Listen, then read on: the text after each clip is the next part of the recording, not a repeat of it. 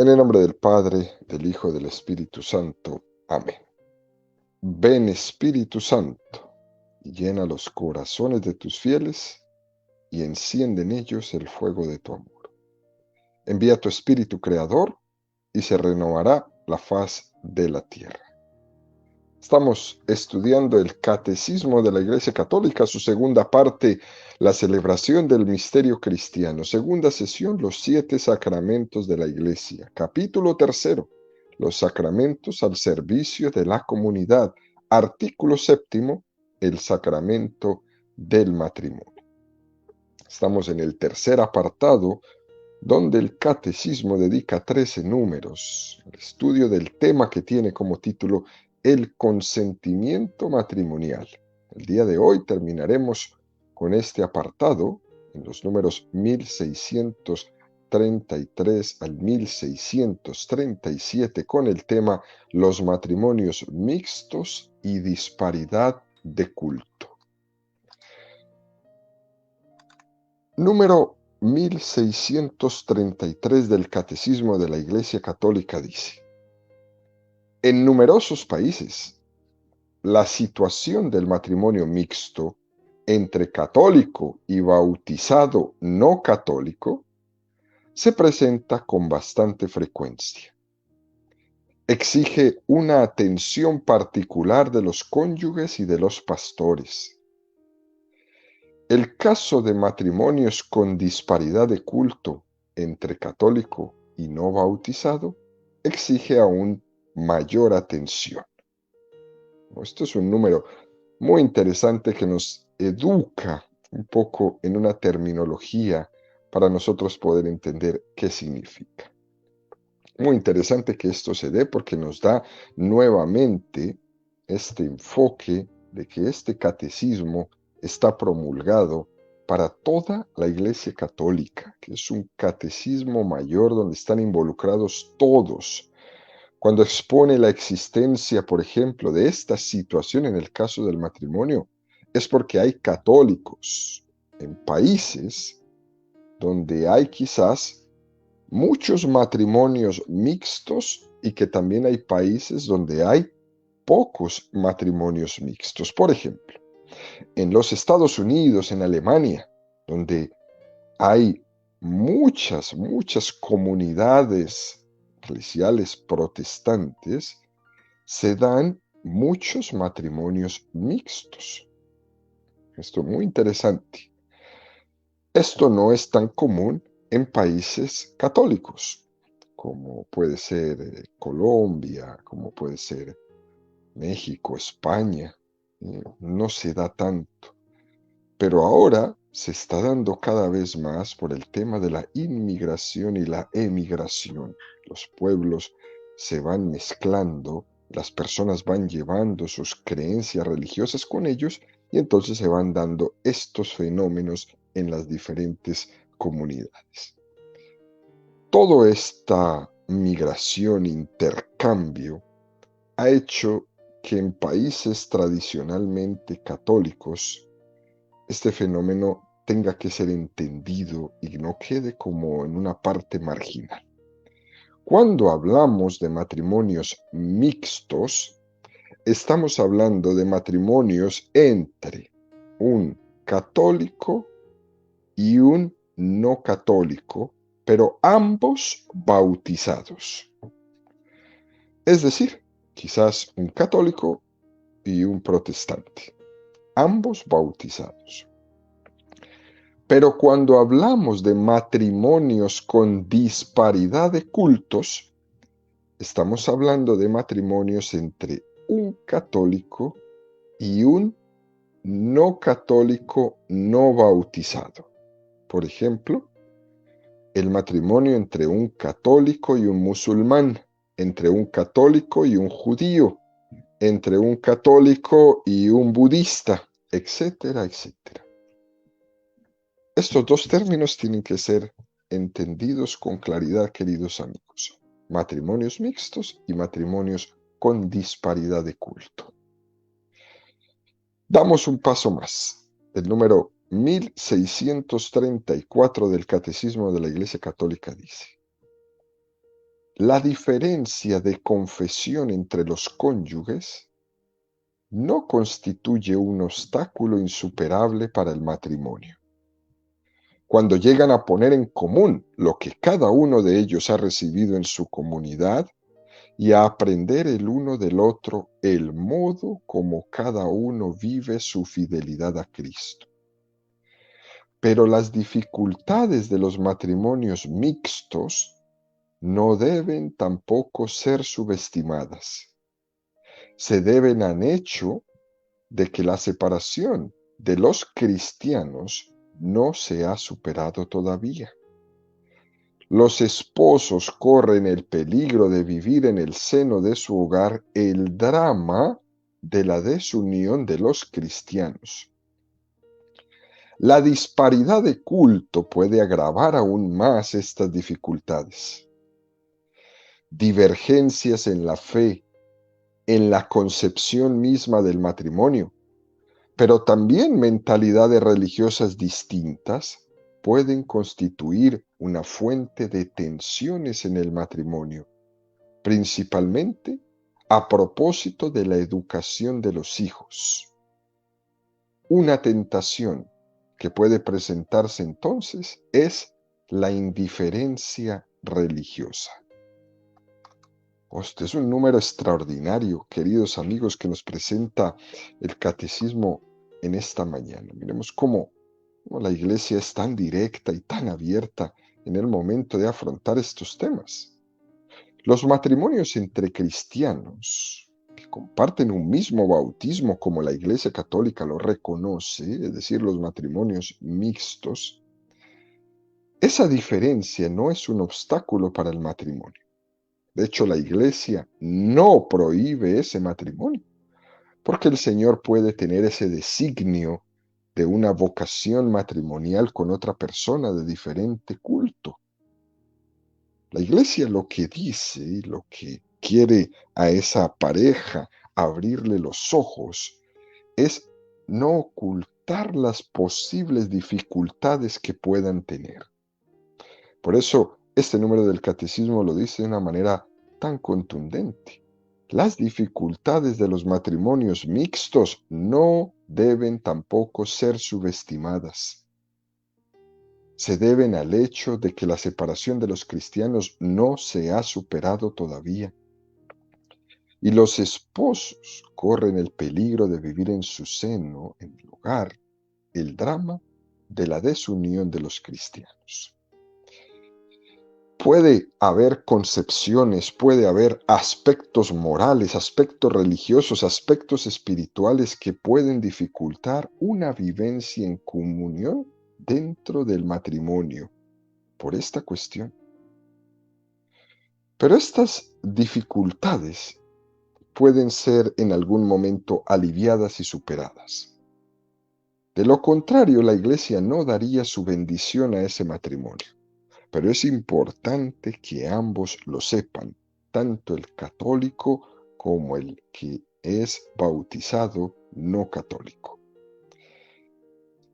Una de las dificultades que este número del catecismo nos pone grande es el peligro de caer en una terrible indiferencia. Fíjense, uno puede decir, mi padre es católico, mi madre es protestante, presbiteriana, bautista. Y parece que entre los dos han hecho un pacto de no agresión y aquí cada uno va por su lado. Y ese es un riesgo muy grave. Porque dependiendo cómo se viva esa distinta confesión religiosa, ese será el grado de indiferencia. Y ese grado de indiferencia puede llevar a los dos incluso a alejarse del Señor. Esto es como el ejemplo que hemos puesto algunas veces de decir, en mi casa no se habla ni de política ni de religión. Entonces, ¿de qué hablan? Si son las dos cosas importantes en la vida de una persona. Si es que el hombre es por naturaleza un ser religioso y es un ser político también. ¿Cómo Tú te vas a cohibir de hablar de religión y de política por querer hacer un pacto de no agresión. Entonces, ¿de qué terminan hablando? No se habla de nada y entonces se cae en la indiferencia por la incapacidad que se tiene de dialogar y sobre todo de llegar a consensos sin necesidad de airearse, de pelearse, de insultarse. Por eso la iglesia quiere enseñarle a esas parejas a decir, miren, existe esta posibilidad de peligro. Por eso, muchas veces para que eso no ocurra, el católico debe de vivir con intensidad su adhesión a su fe.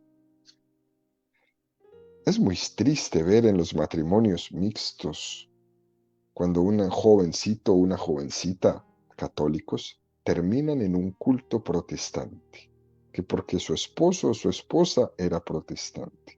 Debería de ser al contrario. Uno no se casa para irse al error, uno se casa para encontrar la verdad. Punto. Y es muy triste ver a estas parejitas terminar por ahí en un garaje, haciendo un culto después de haber vivido en la verdad. La iglesia quiere abrirnos los ojos con esto. Si tú vives y estás adherido con intensidad a tu fe, tu pareja debe de venir a encontrar la verdad y tú te vas a convertir en un evangelizador de esa persona que vive con los ojos quizás tapados. Y tú, por tu adhesión a tu fe, le vas a mostrar el camino, no al contrario. Solamente en la fidelidad y en la comunión de lo que uno mismo cree, solamente así podrá tener una comunión entre ambos. Porque vamos a poder descubrir qué es lo que nos une como cristianos. ¿Por qué la iglesia reconoce todos esos valores del cristianismo protestante, incluso la validez del bautismo de todas esas iglesias, cosa que esas otras iglesias no hacen? Nosotros los católicos reconocemos que es Cristo el que nos une. La comunión es en Jesucristo.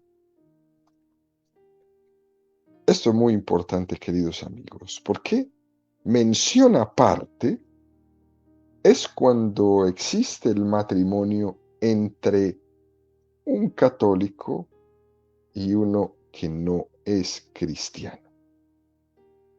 ¿Eh? Es decir, los matrimonios con disparidad de culto. Un joven católico que se casa con una niña musulmana, o un joven católico que se casa con una niña judía, o una niña judía, una niña católica que se casa con un joven budista, taoísta. En este caso, hay que ser un poco más delicados. La iglesia tampoco prohíbe que una persona católica se case con un no católico, no bautizado. Que la iglesia quiere salvar la libertad que tiene Dios de poder llamar a un católico a ese matrimonio en concreto y también poder lograr que esa persona que es un musulmán o que es un judío o que es un bautista, un budista, pueda llegar en algún momento a encontrar la verdad de Jesucristo por medio de su pareja que es católica.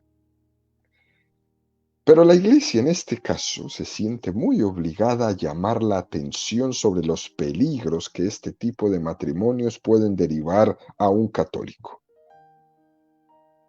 Es muy complicado cuando un católico se casa, por ejemplo, con una musulmana, pero incluso es más complicado cuando una niña católica se casa con un hombre musulmán. En esos casos incluso la iglesia tiene que ser mucho más defensora de la parte católica, de abrirle bien los ojos, Y en estos casos la iglesia le va a exigir una dispensa muy explícita para poder juntarse con ellos y hablar y reflexionar en profundidad, advertir de tantas cosas que a priori puede no estar esa pareja viéndola porque están quizás oscurecidos por el momento del enamoramiento. Pero cuando ese momento del enamoramiento pasa y viene la vida real, ahí puedes tener un gran problema. Y es importantísimo que la iglesia, en medio de ese momento del enamoramiento, pueda abrirnos los ojos y educarnos, advertirnos. No negarlo, no negar que tú te puedas casar con una persona que profese una fe completamente diferente a la tuya, pero sí advertirte. Dicho esto, da el siguiente paso y dice el número 1635 del Catecismo de la Iglesia Católica. Según el derecho vigente de la Iglesia Latina, un matrimonio mixto necesita para su licitud el permiso expreso de la autoridad eclesiástica. En caso de disparidad de culto, se requiere una dispensa expresa del impedimento para la validez del matrimonio. Este permiso o esta dispensa supone que ambas partes conozcan y no excluyan los fines y las propiedades esenciales del matrimonio. Además, que la parte católica confirme los compromisos, también haciéndolos conocer a la parte no católica, conservar la propia fe, asegurar el bautismo y la educación de los hijos en la Iglesia Católica. Bueno, aquí en el momento de advertir, se advierte y bien.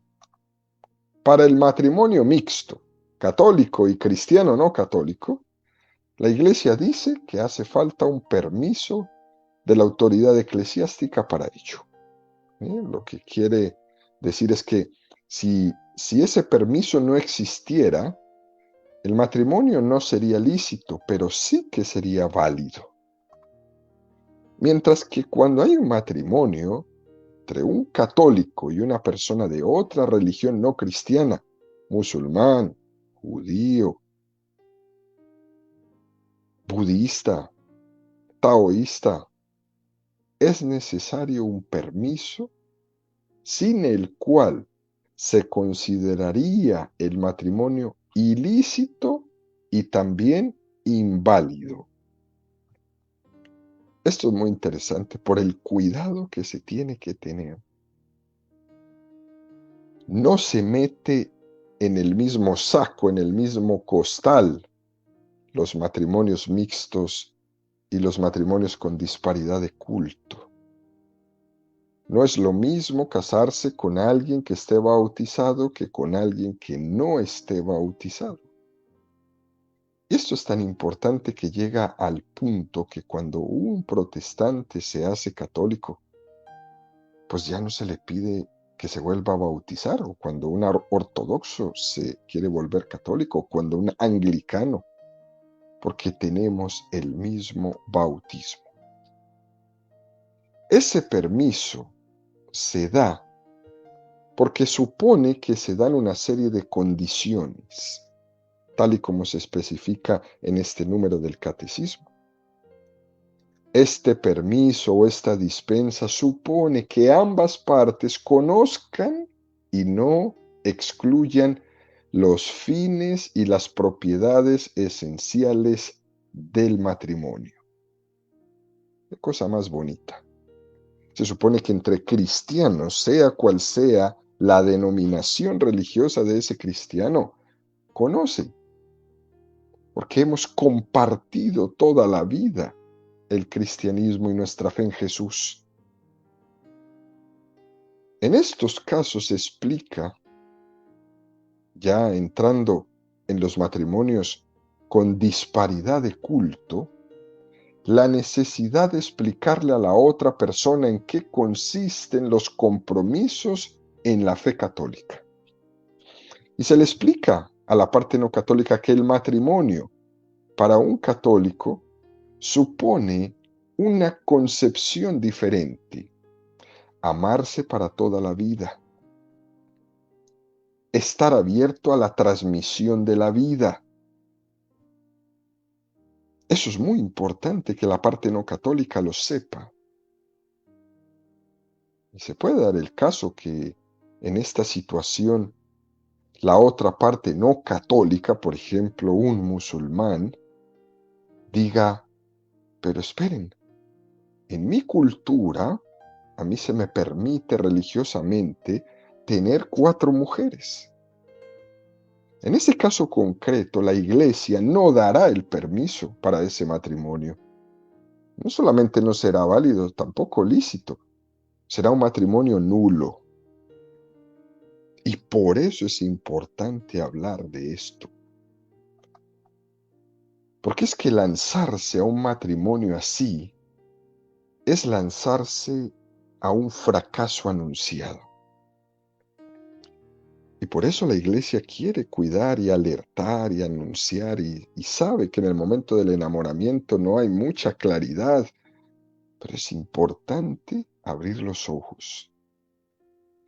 Además, resulta también que la iglesia quiere hablar de la educación de los hijos.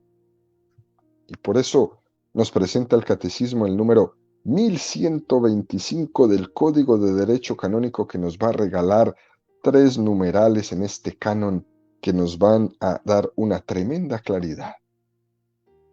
Dice el Código de Derecho Canónico, si hay una causa justa y razonable, el ordinario del lugar puede conceder esta licencia, pero no debe otorgarla si no se cumplen las condiciones que siguen. Primera, que la parte católica declare que está dispuesta a evitar cualquier peligro de apartarse de la fe y prometa sinceramente que hará cuanto le sea posible para que toda la prole se bautice y sea educada en la Iglesia Católica. Ese es el primer compromiso. Que mis hijos sean bautizados y educados en la fe católica, y la parte no católica, el musulmán, el judío, el budista, debe de estar de acuerdo con esto. Pero fíjense, queridos amigos, cómo lo dice de una manera tan hermosa el Código de Derecho Canónico. Dice, hará todo lo posible. La iglesia no le está diciendo, lo tiene que haber y dar como conseguido ya. No, no, no. Es un proceso de conversaciones con su pareja, con su esposo, donde se supone una serie de procesos que la iglesia no puede exigirlos, pero que es importante que ambos lo sepan que así se debe de hacer. Por eso dice, cuanto le sea posible. Segundo, que se informe al otro contrayente sobre las promesas que debe de hacer la parte católica, de modo que conste que es consciente de las promesas que debe de hacer la parte católica. ¿Qué quiere decir esto? No se trata de ocultarle que yo he prometido educar a mis hijos en la fe de la Iglesia Católica, sino que ha de ser plenamente conniviente la otra parte no católica, o la parte cristiana protestante, por así decirlo, con la educación de los hijos en la fe católica. Eso es algo que la iglesia es muy, pero muy directa con esto. Tercero, que ambas partes sean instruidas sobre los fines y propiedades esenciales del matrimonio, que no pueden ser excluidos por ninguno de los contrayentes. Es decir, que para que el matrimonio sea válido hace falta que ninguno de los dos excluya los fines del matrimonio. El amor en entrega fiel, la apertura al don de la vida que Dios nos pueda dar. Eso tiene que formar parte de la intencionalidad de los dos. sea cual sea su culto. Así se explica por qué en estos casos haya un permiso de la autoridad eclesiástica que supone un discernimiento previo, no tomándolo a la ligera. Por eso, después de explicarlo, cuando existe algún error, cuando existe algún fracaso, pues es muy normal que uno diga, se lo dije, se lo expliqué, se lo anuncié. Fíjense, queridos amigos, tanto el catecismo como el Código de Derecho Canónico dio un paso más y dejó en manos de las conferencias episcopales el que se concretaran aún más estos aspectos de cómo llevar a cabo las autorizaciones y las dispensas para los matrimonios entre cristianos, católico y no católico, y entre personas con disparidad de culto.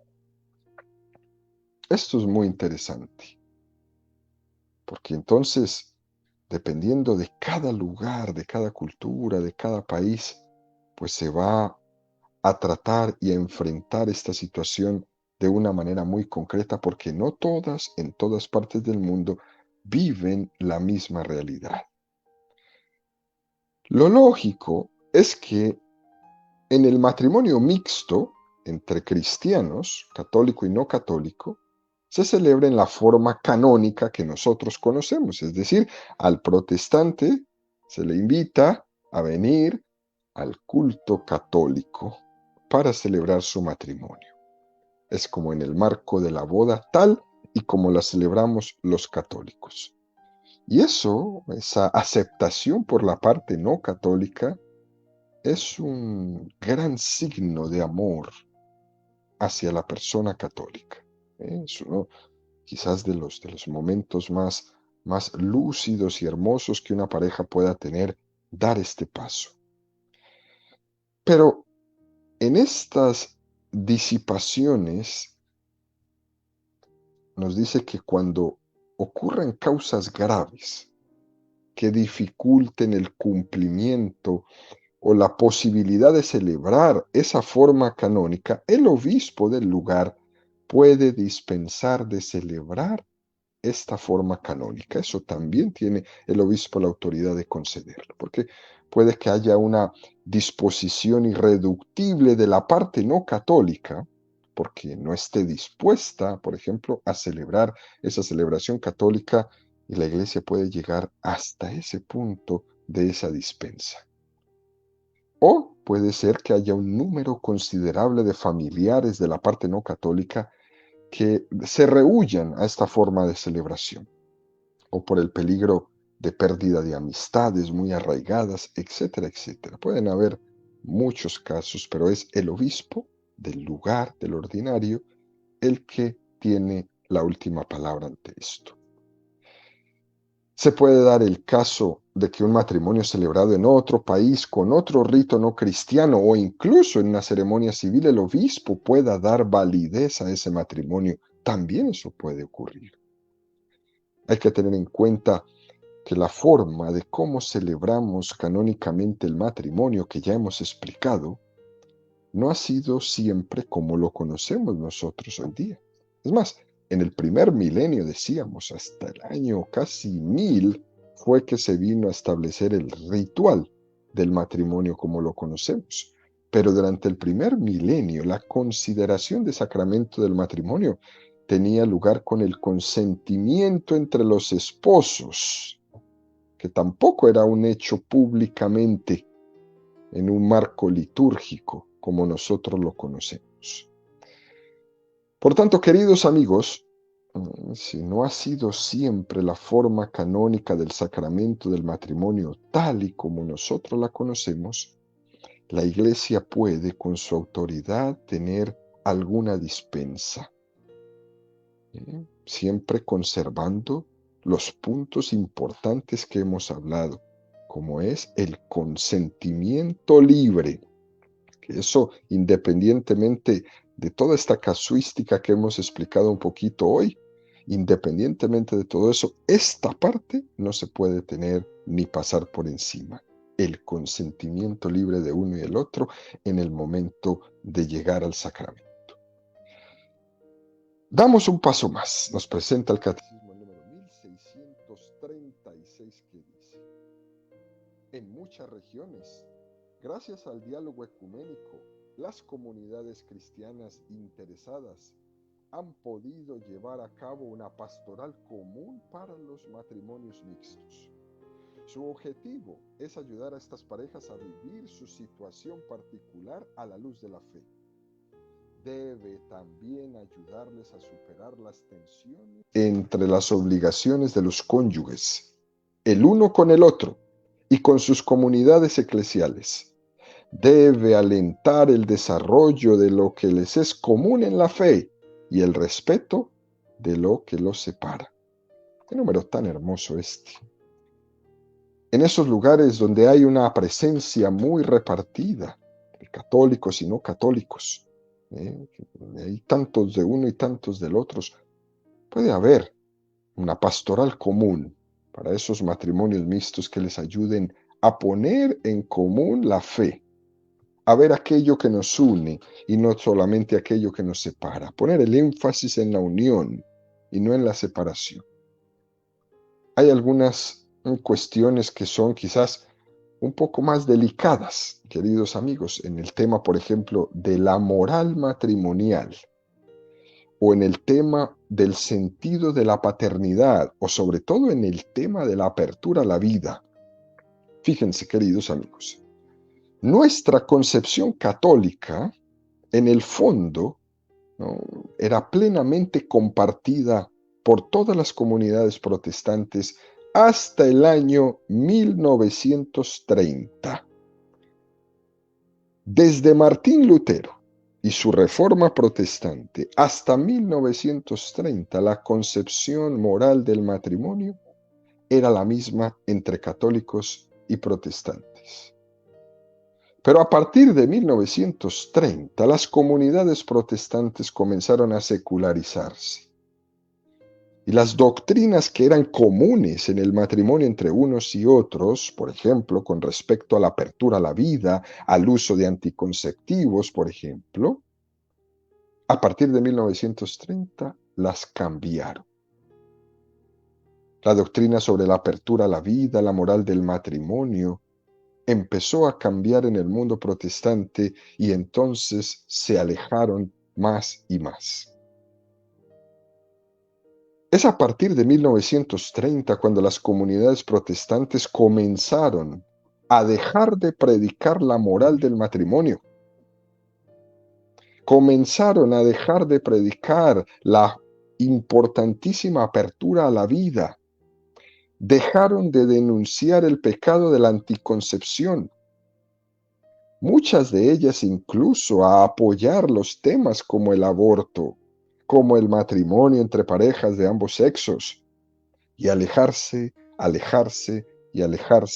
de la moral cristiana que hemos tenido los católicos siempre. Y esa es una dificultad que supone que la parte católica tiene que, primero, no arriesgar en frente del mundo protestante, pero al mismo tiempo manejar de una manera muy delicada para pedir primero de parte de ellos el respeto y segundo, nosotros tampoco llegar en ningún momento a ser irrespetuosos con ellos. Pero esto no quiere decir que nosotros tengamos que cambiar nuestra concepción del matrimonio, de la moral del matrimonio, del respeto a la vida, de la apertura a la vida, del no al aborto, ¿eh?, de la realización del matrimonio en la fidelidad, de la búsqueda de la santificación del uno para el otro. Hay muchas cosas que nos unen, pero cuando hay algunas otras que nos desunen, nosotros no podemos dar el brazo a torcer para caerle bien a otro. Primero es nuestra fidelidad a Jesucristo y después tiene que venir lo demás. Y esto es lo que este número del catecismo nos quiere decir. Porque la unión entre parejas mixtas no se trata de llegar a ver en qué mínimos comunes tenemos, sino que debe de ser una unión en Cristo que permita el mantenimiento de los ideales y de los valores más cristianos que siempre hemos tenido. En definitiva, lo que se pretende, como dice este número del catecismo, debemos ayudarles a separar las tensiones entre las obligaciones de los cónyuges, el uno con el otro. En sus comunidades eclesiales ayudarles a esto. Y debemos alentarles en el desarrollo de aquello que es común en la fe. Y sobre todo, a ir superando con mucho respeto aquello que los separa. Pues tiene que haber, por tanto, una educación que suponga mucha delicadeza, mucho respeto y sobre todo, queridos amigos, mucho decir, me adhiero a todo aquello que me haga crecer, que me haga ser más santo, que me haga ser más fiel a Jesucristo.